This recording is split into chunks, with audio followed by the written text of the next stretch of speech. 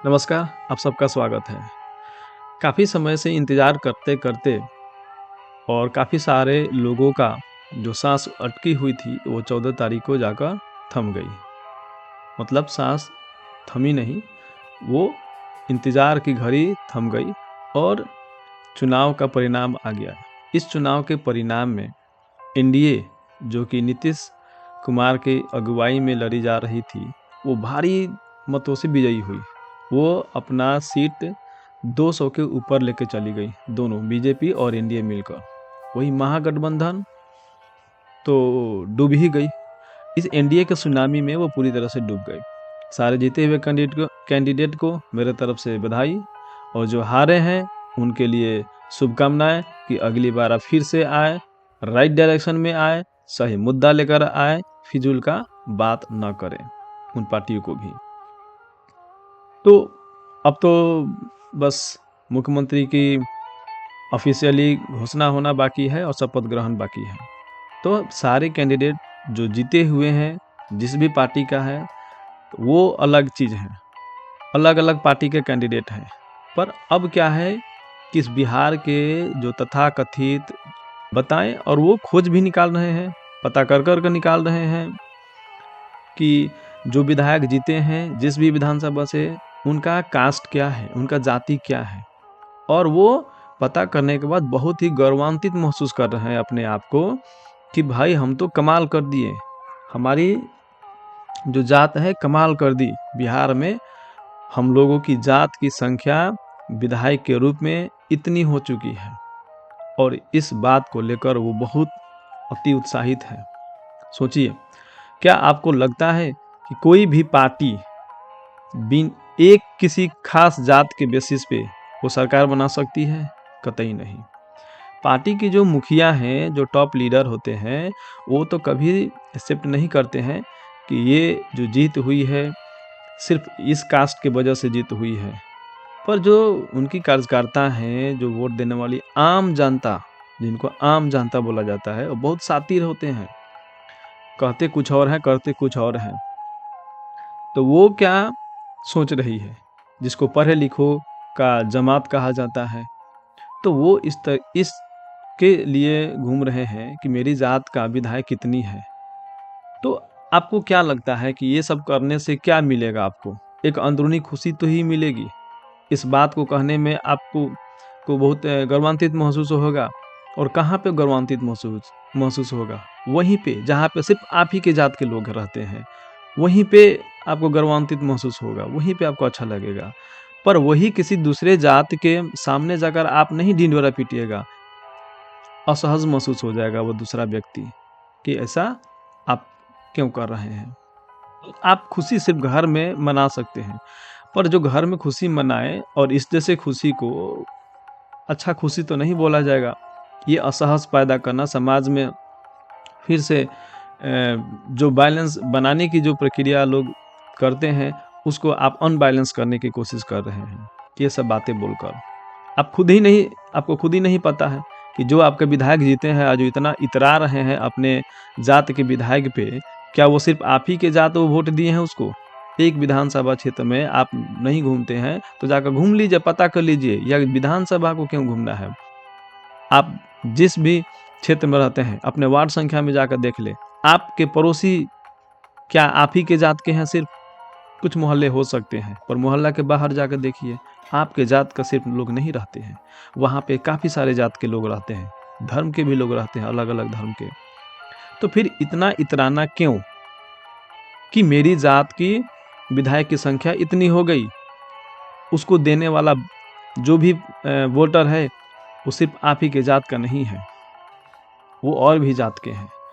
किसी ने विकास के नाम पे वोट दिया है, किसी ने मुख्यमंत्री के चेहरे पे वोट दिया है, किसी ने पार्टी को ख्याल में रखते हुए वोट दिया है। आपके जात का ख्याल में रखते हुए सिर्फ आप ही वोट दे सकते हो, और सिर्फ आप ही, और कोई नहीं।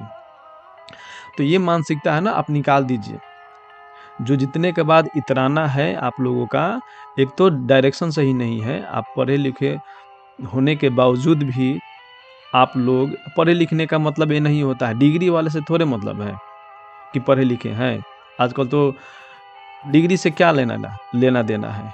आजकल तो डिग्री लेकर जो काफ़ी लोग जो पीएचडी वगैरह करते हैं उनके नाम क्या है, डॉक्टर लगता है, और कोई सही में वो डॉक्टर जो इंसान को इलाज करता है वो भी डॉक्टर होता है। आजकल तो वो आतंकवादी बन चुका है। तो पढ़े लिखे का क्या कहना कि आप पढ़े लिखे के लिखे हुए जमात से आते हैं तो आप इस तरह के विचार नहीं रखेंगे और ऐसे बात आप नहीं बोलेंगे। आप तो बोलेंगे ही क्योंकि आपके खून में बसा हुआ है।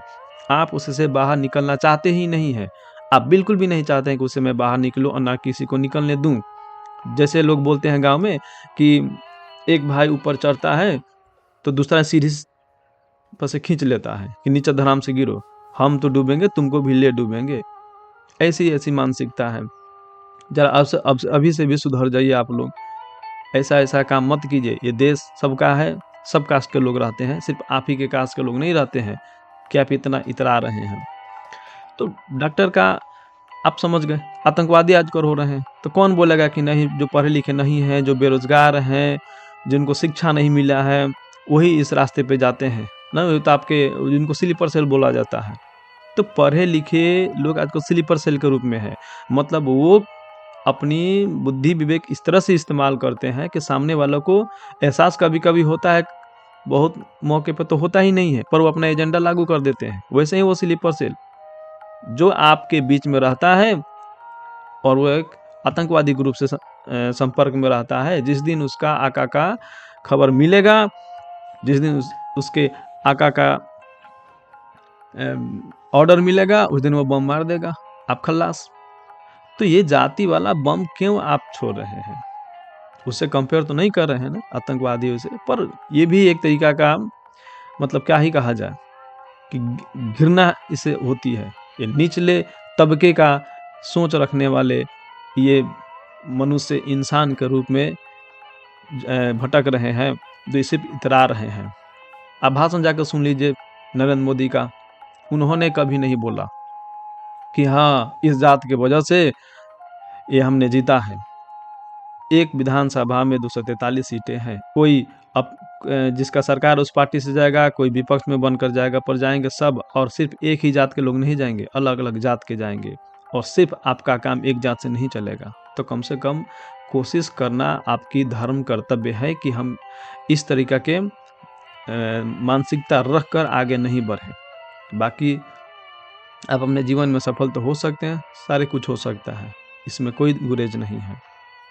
कहते हैं आप पढ़ भी सकते हैं, डॉक्टर भीमराव अंबेडकर अपना जीवन बिता दिए इसी सब के चक्कर में, और वो उस पे वो खड़े रहे कि नहीं ऐसा नहीं होना चाहिए। और बाकी तो वो कुछ जो हुआ, क्योंकि उनका तो मैं स्टोरी बता नहीं रहा हूँ कि उनके बारे में कुछ और बताऊं, पर छोटा सा क्लिप करके मैंने बोल दिया।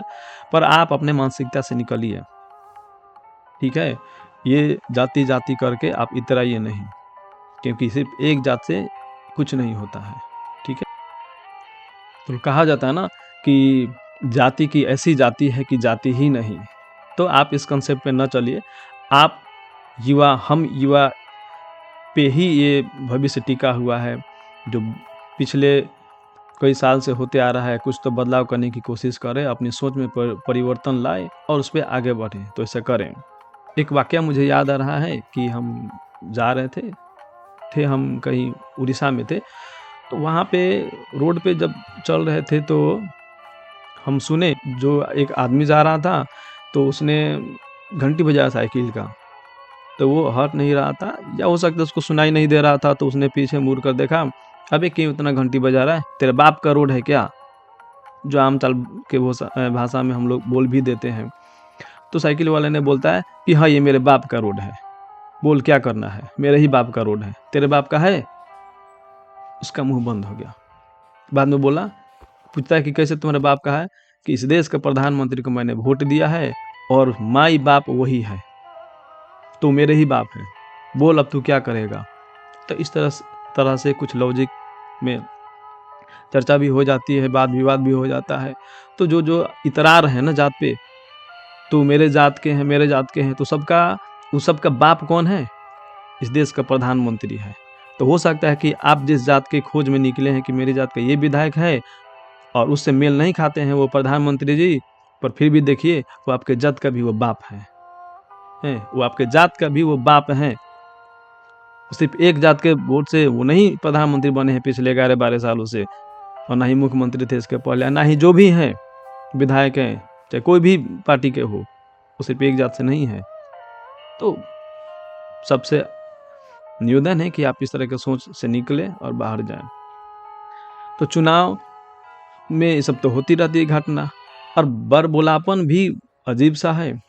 एक एक तो मैं पर्सनली देख रहा था, मैं पर्सनली चाहता था कि वो हार जाए। हालांकि किसी कैंडिडेट के बारे में बोलना ये अच्छी बात नहीं है, हम कोई ये से मतलब उसमें से नहीं बिलोंग करते हैं कि ऐसा करूं, पर मैं पर्सनली देख रहा था कि एक कैंडिडेट थे छपरा विधानसभा की, उनका बड़बोलापन मुझे पर्सनली तो अच्छा लग नहीं रहा था। वो ऐसे ऐसे बातें बोलते हैं ना कि समझ मतलब वो किसी को अच्छा लगेगा नहीं। आप कैंडिडेट हैं तो कैंडिडेट के तौर पे लड़िए, जीतिए, अच्छी बात कीजिए, हालांकि वो अच्छे इंसान हैं। पर वो उनका घमंड देखिए कि एक तो फर्स्ट टाइम वो कैंडिडेट थे, वो अपने जनसभा में लड़का लड़का के बोलते थे जैसे कि हम आएंगे सरकार बदल देंगे, हमको हराने वाला कोई माई का लाल पैदा नहीं हुआ है। ऐसे ऐसे बात वो बोलते थे। हरा दिया ना, आप ही के साथ वो पैदा हुई थी, नाम छोटी कुमारी, आपको ले ली बढ़िया से, बिना बोले ले ली, और आप बोल बोल कर कि हाँ, ये भाई साहब बोलते हैं, बोल रहे थे कि ब्रह्मा का लिखी हुई लकीर को भी मैं मिटा सकता हूँ। अभी घोंचू जाकर पहले डांस करो, जाकर पहले बढ़िया से डांस करो, साड़ी पहन कर डांस करो, अब तुम्हारा टाइम आ गया, वहीं पे चले जाओ, तुम्हारा लाल हो गया है ना, अब तुम देखो अपना दूसरा रास्ता नापो। ये तरीका से ये सब बयानबाजी चले गए। अब गई भैंसिया पानी में, तो ठीक है, आगे जो भी होगा ऐसे से और भी कुछ अपने विश्लेषण दूंगा। तब तक के लिए नमस्कार, जय हिंद, जय भारत। आप नए हो तो चैनल को सब्सक्राइब कर ले, लाइक करें, वॉच करें और सपोर्ट करें। धन्यवाद।